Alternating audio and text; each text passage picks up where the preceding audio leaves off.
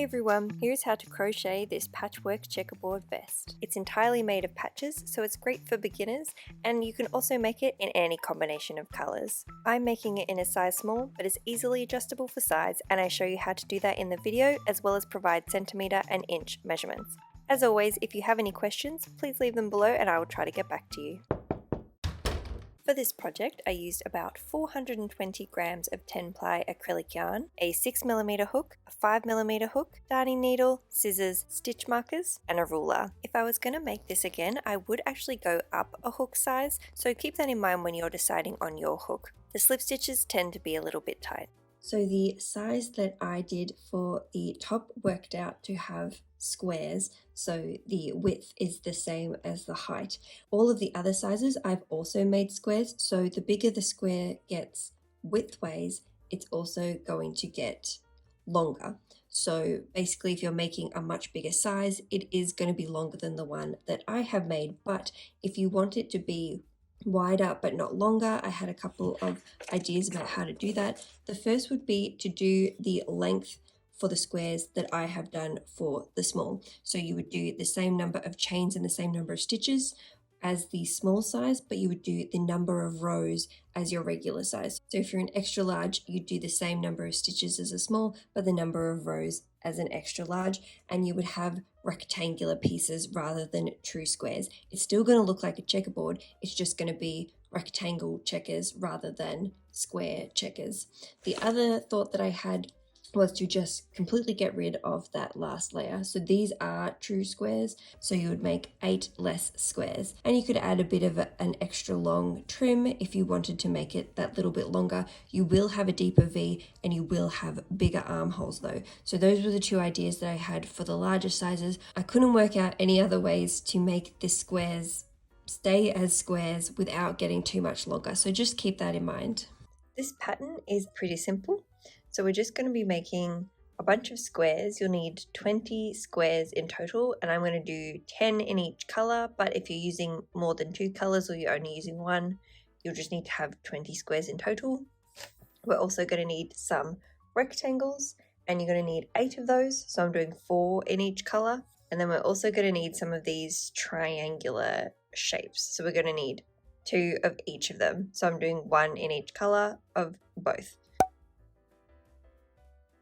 So I'm going to grab my yarn. So to start, we're going to make a slip knot. Insert the hook. And you're going to need to do a chain. And this is the length that you will need your chain to be. I'm making a size small, so my chain's going to be 15 centimeters or 6 inches, and I'm going to be doing 18 stitches, but you'll just do as many as you need to do for your yarn size, or if you are using the same hook and yarn, you can do the number of chains that I've put up on the screen as well. You may need to adjust this measurement after the first row, because if you're using a smaller yarn and hook, it might be a bit too big, and if you're using a bigger, it might be a bit too small. This is just the best guess, but we will be measuring after the first row so that you can make sure that it's the right size. For me, with my hook and yarn size, I'm going to do 18 chains. This is actually going to be a bit bigger than our patchwork because the chain tends to be a little bit bigger when you're dealing with slip stitches. Just to show you, the chain is quite a bit bigger than the slip stitches, but the slip stitches are going to pull the chains tighter, so it'll be even once I've done that. So I have got my chains. Now we're going to use that last chain that we did to turn around. So we're not going to stitch into that last chain. We're going to stitch into this second chain from the hook. So if you do want to go into the front in the V's, if that's what you normally do, that's totally fine. But I'm going to go into the back of the chain because I just like how it looks a bit better. So I've got, this is the square that I've already done. This is my chain row here. So it does look quite similar to the slip stitches. So when I'm stitching it all together, I'm going to use this side so that it looks nice and neat. And the other side still looks neat as well. Anyway, it kind of blends in. If you want to do it into the back side of the chain, you're just going to need to roll it towards you, and you'll see that there has these little bumps at the back. So we're just going to go in through there. So for the first one, I'm just going to insert into that little bump, and we're going to do a slip stitch. So I'm going to yarn over, pull through, and pull through again. So we'll do another slip stitch into that next little bump. So just rolling the stitches over, I'm going to insert into that back loop, yarn over, pull through, and now I'm going to pull that first loop through the second loop. So one more time I'll show you going into that little back bump, yarn over, pull through, and pull that strand through the next loop. So you can just go ahead going down the rest of the row, doing your slip stitches. So we're going to measure our square again after we've done the first row, because we want it to be close to what our measurements need to be. So this is the final dimensions that we need for all of our squares. So all of these centimeter and inch measurements for the sizes, and I have included stitch counts in case you are using the same hook and yarn as me. You just want it to be as close as you can to that measurement, and then do every other square or rectangle or triangle the same.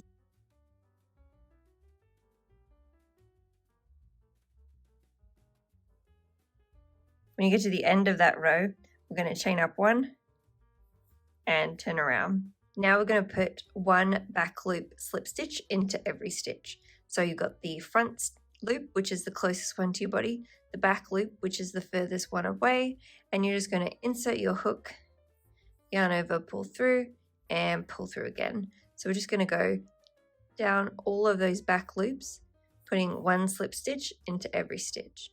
So you should have the same number of stitches. So I did 18 chains at the start, and I have 17 stitches, and all of my rows now for this square is going to be 17 stitches.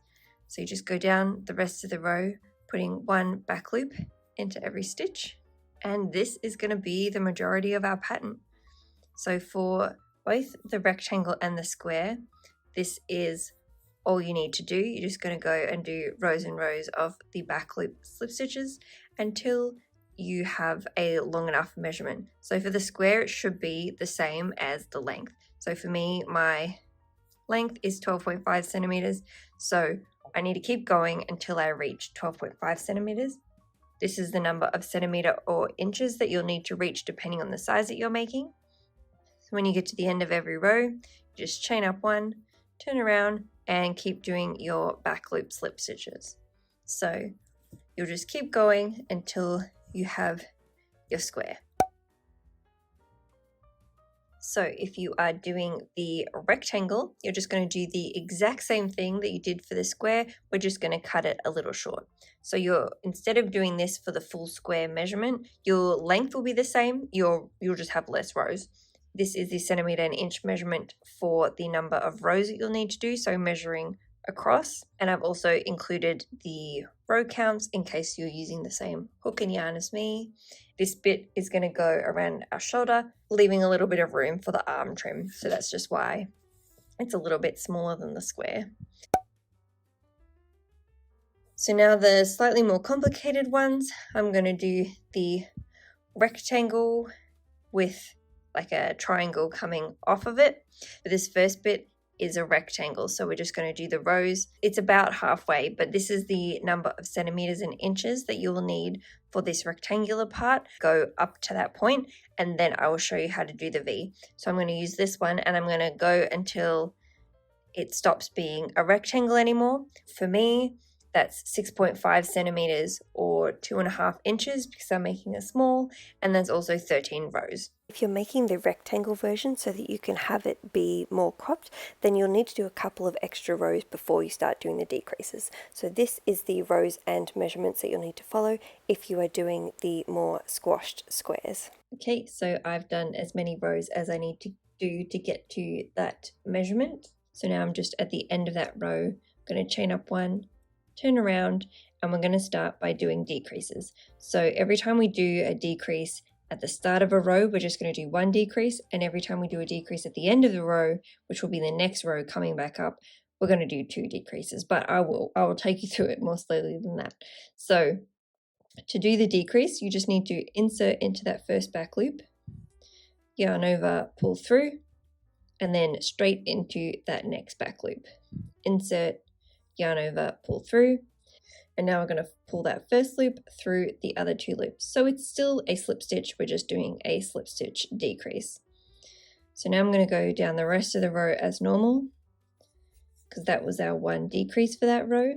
When we get to the end, we're going to chain up 1, turn around and come all the way back up to the top, and we're going to do 2 decreases in the next row. This should be the same no matter what size hook and yarn you have.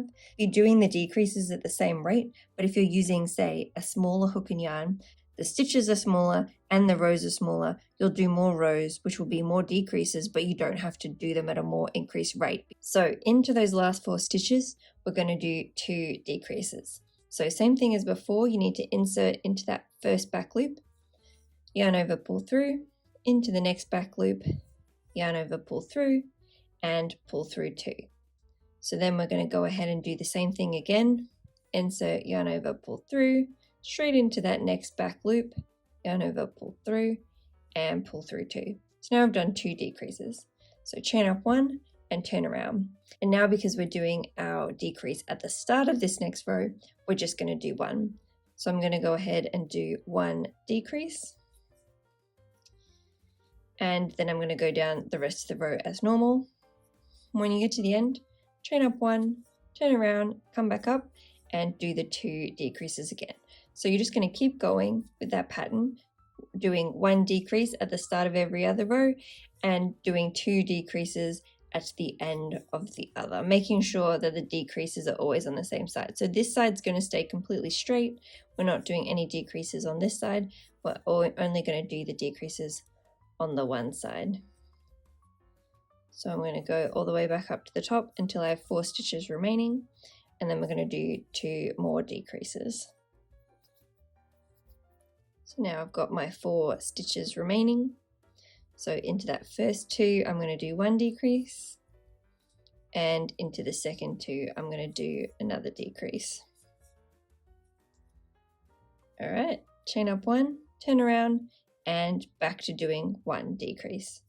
So just continue with this pattern until you barely have any stitches left. So I'll join back in once I have 4 stitches remaining, and I'll show you how to finish it off. If you come to the end of the triangle and you have 3 stitches left, but you're actually on the way up, so you need to be doing 2 and 2 together, and you don't have enough stitches to do that, you could do a decrease with all 3 of these stitches in one. So you would do the decrease into 1, 2, and 3 and make it into 1 stitch, or you could just do the first stitch as a normal single crochet and then do a decrease into those next 2, bringing it into 1, and then do 1 more. It's just going to depend on how wide your piece already is. Doing that will make it ever so slightly longer, and doing the 3 together will make it ever so slightly shorter. So totally up to you which way you prefer. Okay, so I have 4 stitches remaining.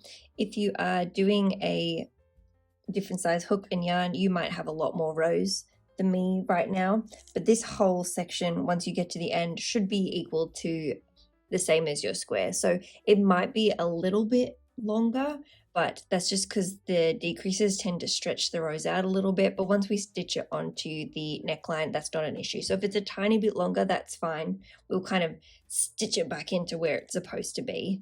So now I've got my 4 stitches remaining, and I'm going to do 2 decreases, 1 into the second last 2 and 1 into the last 2. So just like normal, but this whole row is just going to be decreases. So into those last 4 stitches, we're going to do 2 decreases.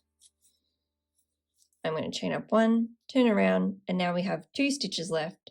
So I'm going to do 1 decrease into those last 2 stitches, bringing us down to 1 stitch. I'm going to chain up and pull a loop. So now we've got our 2 little triangle V's. When we put these together, this is going to be the V neckline, and you only need to make 2. The very last one is this little triangle, which I will show you how to make now in the cream, and then we'll move on to the trim. So to do the last little triangle, it's going to go on top of this one, and that'll finish off the neckline, so that'll go up to the shoulder. We're going to do the same number of chains that we did for the other one. So I'm going to make a slip knot, and this is a reminder of the centimeter and inch measurements that the chain should be. So I'm going to be doing 18 chains just like I did for the square. You're going to be doing the same number of chains that you've already done as well. So I'm going to go ahead and do that.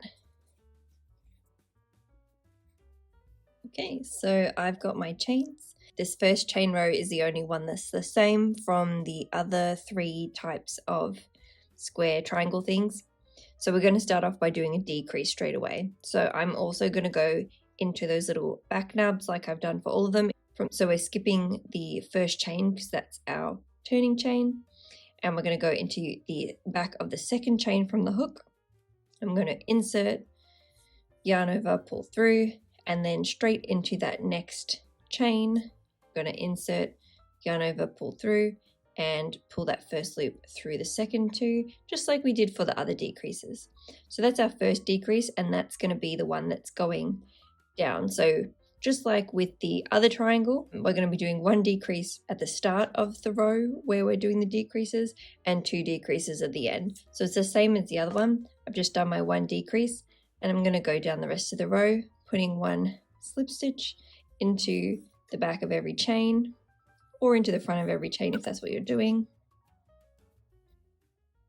If you're doing the shorter version of the vest with the rectangles so the top is not so long, then you're also going to need to make this triangle a little bit wider as well to match the squares. This is how many rows you will need to do with no increases or decreases before you start the decreases. So it's going to be very similar to the last patch we did rather than being a true triangle, but we need to make it a bit wider, so we do these rows first and then we'll do the decreases. If you're doing all the squares as normal, you can just ignore this. So I'm just doing a slip stitch into that last chain.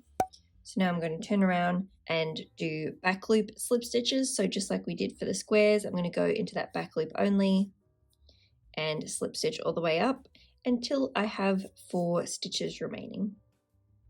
Okay, so now I've got 1, 2, 3, 4 stitches left. So I'm going to go ahead and do my 2 decreases again. So into those first 2 stitches, I'm going to go into the back loop and do the first half of my decrease, into that next stitch, the second half of my decrease, pull through. So into that first one again, we're going to do another decrease, yarn over, pull through, straight into that next back loop, yarn over, pull through, and pull through 2. Now I'm going to chain up 1, turn around, and because we're doing our decrease at the start of this row, I'm just going to do 1. So into those first 2 stitches, I'm going to insert, yarn over, pull through, insert, yarn over, pull through, and pull through 2. So we've just done a decrease. So you're just going to keep going, doing the exact same thing that we did for this one until you get to the end. I'll show you how to finish it off again, but it's exactly the same as this one. And this is the full measurement for the triangle patch as well. Okay, so I'm back up to having 4 stitches left. So I'm just going to do 1 decrease into those first 2 stitches and then another decrease into the next 2. So into that first one, and now straight into the second, and pull through the 2 loops. So 1 more decrease, chain up 1, turn around, and now we have 2 stitches left. So I'm going to do 1 more decrease, getting both of those last 2 stitches, so that now we have 1 left, and I'm going to chain up 1 and pull a tail.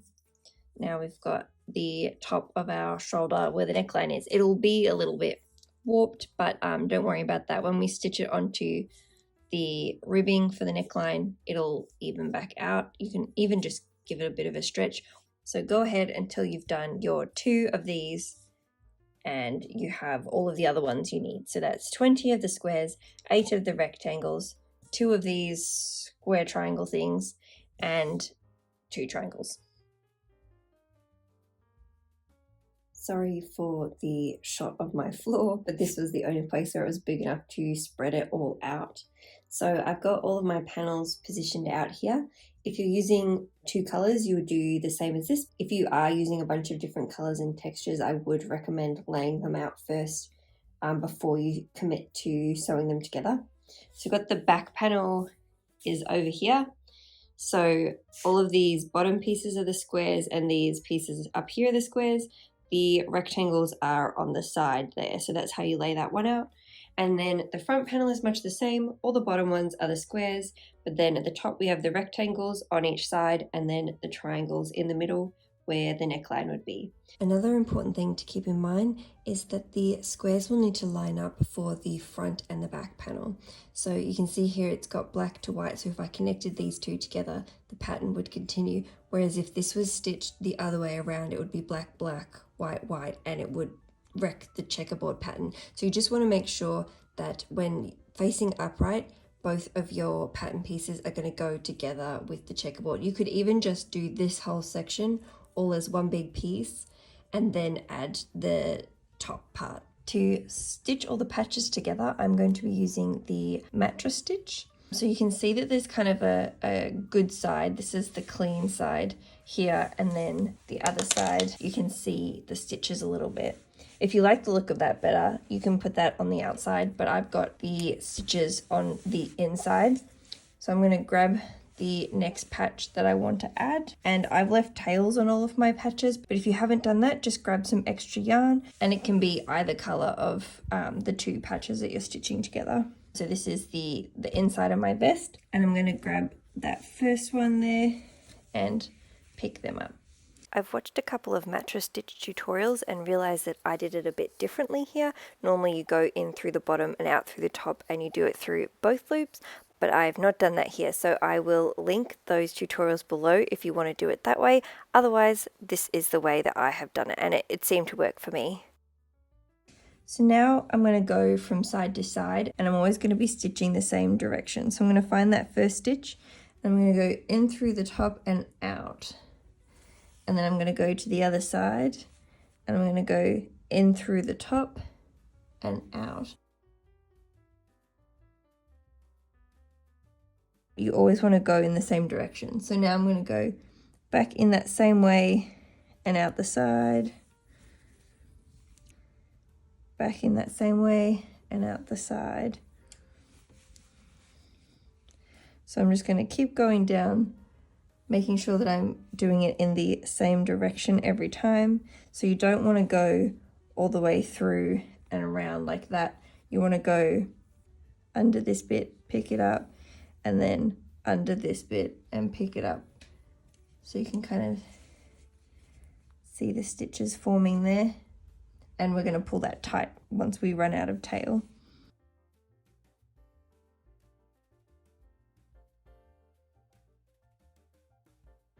You can wait till you get to the end of the piece you're sewing, or you can do it along the way, but you can just give it a bit of a tug on the tail and it will pull all of those stitches tight.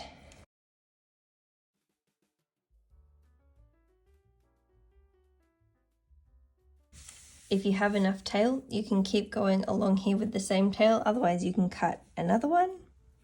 I'm just going to keep using this one. So I'm going to do the exact same thing. It is just a little bit different because we're going into the ends of the rows. You also just want to make sure that this isn't pulled too tight by your stitching either. Cool, so I'm going to pick it up in the same way. And I'm going to do the same thing. I'm just going to be going into the ends of the rows. So I'm going to go under this side and out the top and find a stitch on the other side, under and out, under and out, under and out. I try to make sure that I put one stitch into the end of every row.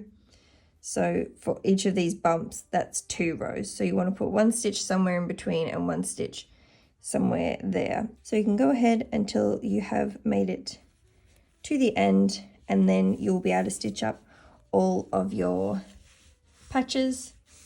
And you can do it in any order that you like, but I liked stitching up these all together first. So I did like rows of 4, and then I stitched them together to make sure that I had the right pattern of light, dark, light, dark.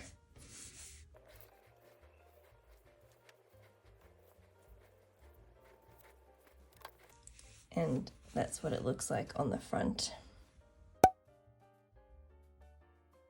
So you need to make a slip knot and insert a 5mm hook. So I'm using one size smaller. For the rest of the body I used the 6, and that's because I'm now going to use single crochets rather than slip stitches, and the slip stitches are much tighter, so I used a bigger hook.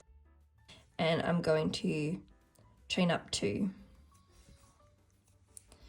So now we're going to use that second chain to turn around, and we're going to go into the second chain from the hook. So you can insert into the back like we did for the other ones, but it won't be so noticeable here. So I'm just going to go through the easiest option and do 1 single crochet. So to do that, you need to insert, yarn over, pull through, yarn over, and pull through 2.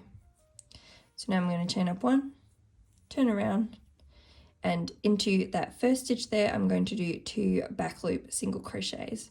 So I'm going to insert into that stitch and do my first single crochet, and now I'm going to go back into that same stitch and do a second single crochet. So now we've done an increase and we've got 2 stitches. So now I'm going to chain up 1, turn around, and into that first single crochet, you're just going to do 1 back loop single. So I'm going to do 1 back loop single into that first stitch, and into the second stitch, I'm going to do 2 back loop singles. So just like we did the previous row, I'm going to do 1, and into that same loop, I'm going to do 2. So now we're going to chain up once, turn around, and we want to keep doing our increases where the increases were in the previous row. So we just did an increase in that last stitch, so I'm going to do an increase first. So now I'm going to do my increase. So I'm going to do 2 single crochets into that first stitch, and then 1 single crochet into each of the remaining stitches. And 2.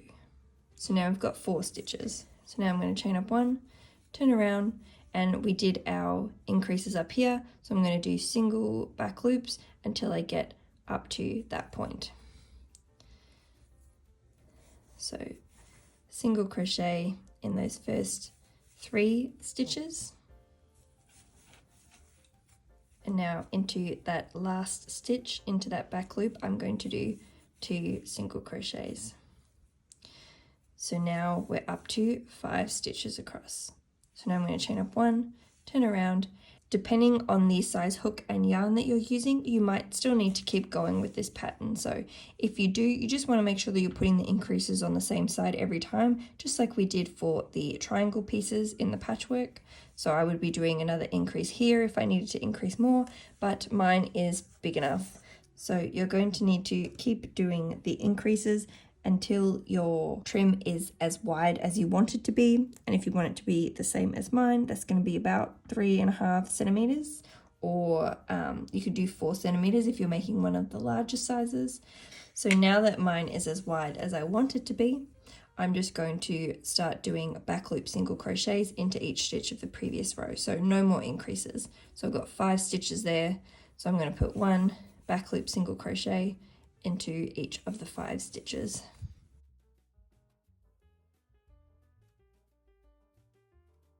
Chain up 1, turn around, and continue doing rows of the back loop single crochets. So you're going to do this little triangle to start off for both the arm trim and the neck trim, but the neck trim is going to end straight like this. So you would just keep going until you've done as many rows as you need to do, and it will be finished straight like this. This is the full measurement that your neck trim needs to be. So you just keep doing those rows until you get to that point. Once you have gotten to the measurement you need to get to for the neckline trim, then that's it. We're just going to leave it squared off like this. So I've done as many rows as I need to do, and I'm just going to chain up 1, pull a tail, and you can use that tail to stitch it on, but you don't have to do that. You can cut another piece of yarn when we stitch it on later if you want to. So that's it for the neck trim, and you need 2 of those because we'll put 1 in each color on either side of the neckline. If you wanted to only use one color, you could just keep going with this one until you double the measurement, and then you would need to do the decreases that we're going to do for the arm. So if you want to do that, just double this measurement and then follow the arm tutorial for the decreases. But if you're doing the 2 colors on the neck, at the front it's going to look like that, and then at the back it'll just be squares joined together. If you're doing the arm trim, you're going to go ahead and do the same thing again, and you're going to do it for this measurement. So when you reach that point, join back in, and we're going to do decreases to match the increases on this side. So the arm trim is going to have the increases and the decreases to match up so that it can be matched up together like that. So once you get to the measurement you need to for that, join back in and I'll show you how to do the decreases. So all you need to do is check what side the decreases are for the other end, because we want to mirror that. So my increases are over this side, so I'm going to have to make sure that I do my decreases this side as well. So the decreases will always be up at this side and that one's going to stay flat. So that means I need to chain up 1, turn around, and do a back loop single crochet into the first 3 stitches. So we've got 1, 2, 3, and I'm going to do a decrease into those last 2 back loops.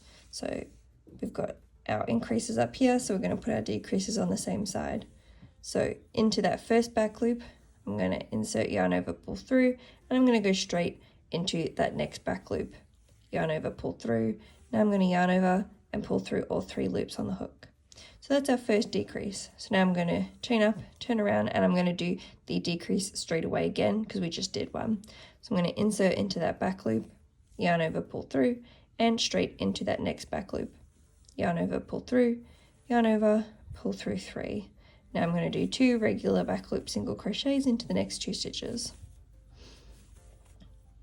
Now we're going to chain up 1, turn around, and I'm going to do 1 back loop slip stitch into that first regular stitch, and I'm going to do a decrease into the next 2 stitches. So into that first back loop and the second, and chain up 1. So now you should have 2 stitches remaining, and I'm going to go into both of those back loops and do 1 single crochet. Now you can chain up 1 and pull a tail. So it's very similar to the triangles that we did for the patchwork, and you're going to need to make 2 of those, and I did 1 in each color. So now we are going to get started on the waist measurement. I'm using a 5mm hook, so you're going to make a slip knot, insert your hook, and you're going to chain until you get to this measurement. About 6 centimeters or 2 1/4 inches. So now I've got that chain, which for me was 8 chains, but it might be different for you. So now I'm going to do back loop single crochets. So using that first chain turn around, we're not going to stitch into that one. I'm going to go into one of the loops of the chain and do a single crochet. So now I'm going to go back down the rest of the row, putting 1 single crochet into every stitch. And your measurement will now be a little bit smaller because we skipped one of those chains when we turned around. So it doesn't need to be this exact measurement because everybody's chains are going to be slightly different sizes. Mine is now about 1/2 centimeter smaller. You can also make it longer than this if you want, or you can leave it off entirely. This bit's totally customizable. It's just the number of rows that we're going to do to attach to the body, not the width. That's important here. So now I'm going to go and do back loop single crochets. So similar to the other trims, I'm just going to go through the back loop and 1 single crochet. So that's pretty much it for the waist trim. You'll just go down to the end of the row. We're going to chain up 1, turn around and continue doing our back loop single crochets, and you'll just do this until you reach this measurement.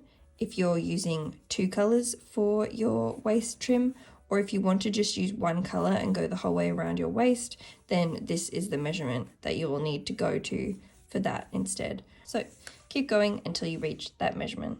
I forgot to show the finished trim, but this is me attaching it to the top. So it's basically just a big rectangle with both of the sides being flat, so you can just continue going until you get to that point. Okay, so to stitch on the neckline, I've turned my top in the correct way out, and I'm going to start with the neckline trim. So you can just grab 1/2 of your neckline trim, or if you've done it all together, you can still stitch it on this way. And if you've got some stitch markers, grab them now too. Basically, we just need the trim to be stretched evenly around the neckline. I'm lining up the white neckline trim with the black triangle-y square, and it's gonna go from the very corner, so you can put one stitch marker in the corner, and it needs to reach halfway around, which because of the patches, we know exactly where halfway is. So I'll put another stitch marker over there. And with another stitch marker, I'm going to put it up at the shoulder, and I just want it to be stretched evenly. So you want it to be stretched a little bit at the back, a little bit at the front, just so that it pulls tight and sits flat when you're wearing it. So I'll put another stitch marker in there, and that's 1/2. So to stitch it down, you'll just grab some yarn or your tail, insert your needle, and it's going to be much the same as stitching all the panels together, but use whatever stitch you want here. You can use the mattress stitch again, or you can make one that goes just through both panels. You might want to do the quickest and easiest way, which is just to go through both the panel of your top and the neckline trim. Making sure that you are folding the trim onto the good side. So kind of this is the inside of the top. So when you flip it up, that's all the inside. So make sure that you're flipping it that way so that the stitches are on the inside.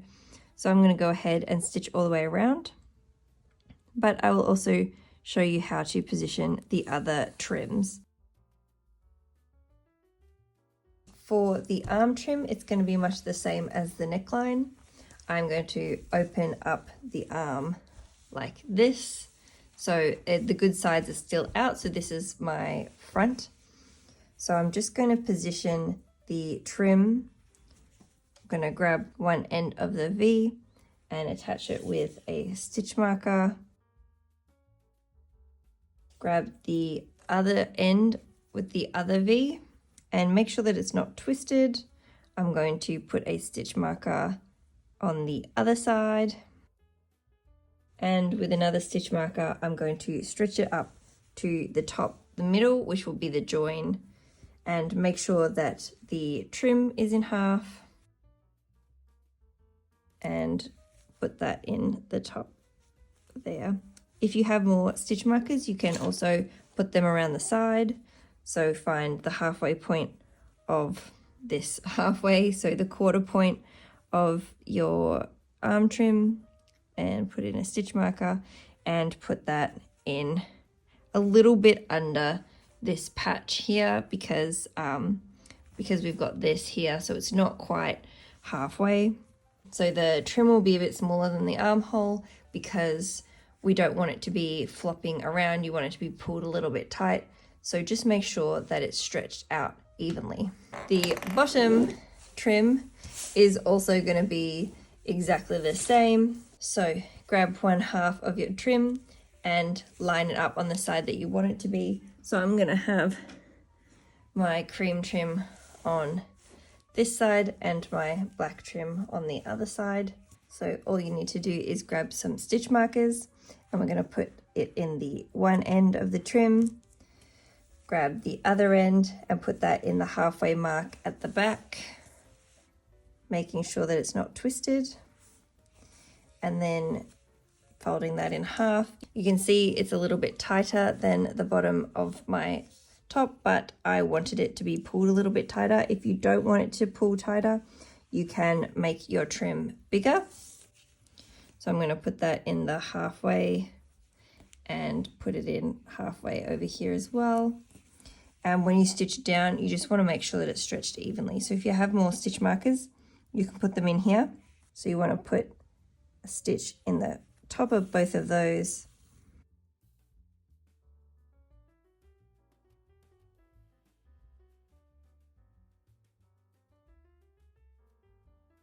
So you'll just have to hold it and keep adjusting it and keep checking it. So just keep going all the way around until you have stitched on all of your trims. In case you wanted to see how to stitch up the V as well as the straight section. So this straight section is the same as what we have on the waistband, and the V section is the same as what we have under the armpits. You can stitch this up any way that you like. but I'll just show you how I did it. So I'm grabbing one of my tails, which it may still be on your darning needle from stitching up the rest of the neckline, and I'm just going to fold it so that the good sides are touching together. So this is the front here, good sides touching, and I'm going to grab my needle, and I'm not going to do mattress stitch. I'm going to do what I did for the rest of the trim and just go through both panels at once. So for the V particularly, you will need to go up until it flattens out. So those first rows with all the increases, I'm going to be stitching into those, and then when it flattens out, that's where I'm going to stop doing the stitching. So I can see up here I've got 1, 2, 3, 4. So I can see up here that this is where the increases stop and the flat bit starts. So I'm going to stitch up to there. And when you get up to that point, just do an extra stitch where you did the last one, and you can tuck in your tail. So it looks like that from the front. And to stitch up the straight sections of the trim, I am going to use mattress stitch. So I'm going to grab my tail, and just like we did for all of the squares, I'm going to put the good sides together again. So this is the good side out here, good sides together, and I'm going to do mattress stitch. I'm going to go through both of the loops that we have left here though, just to make sure it's nice and secure at the back. In through the outside, out through the middle, in through the outside and out through the middle. So once you finish stitching on all of your trims, then that's it. I am going to give my vest a little bit of an iron to make all of the patches stay flat, but you may not need to do that, just depends. And pull it tight. And there we go. That's the back of the trim. And that's it. If you make any of my projects, please tag me on Instagram because I love to see what you've made. All of my socials are linked in the description. Thanks for watching and subscribing.